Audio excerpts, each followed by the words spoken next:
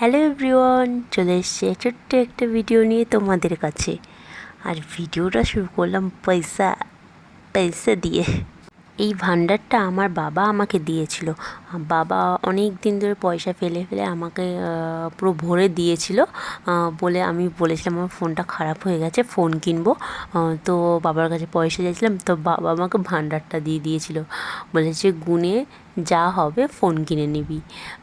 তো সেই জন্য আমি ভান্ডারটা নিয়ে আবার অনেক দিন রেখেও দিয়েছিলাম। আমার যেই ফোনটা খারাপ হয়েছিল ওই ফোনটা নিয়ে আমি সারিয়ে আবার ওই ফোনটাই ইউজ করতাম।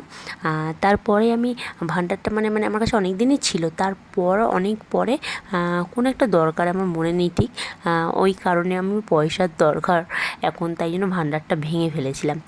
তো ভাঙতেই দেখো মানে পুরো পয়সা চারিদিকে ছড়িয়ে গেছে। আর এদিকে একটা পুচকে ছিল, যে হলো পয়সাটা মানে ভেঙে মানে চারিদিকে ছড়িয়েছিল বলে ও বাচ্চা মানুষ নিচ্ছিল এরকম করে মজা করে, বেশ ভালো লাগছিলো দেখতে। আর এদিকে আমরা সবাই মিলে পয়সা গুনছিলাম, কারণ সবই 10 টাকার কয়েন ছিল, সবই। তো এত 10 টাকার কয়েন মানে গুনতে তো একা মানে একার দ্বারা সম্ভব না। ওই জন্য সবাই মিলে আমরা গুনছিলাম। আর আমরা সবাই বলো তো এখানে কত টাকা হতে পারে, সবাই কমেন্টে জানাও।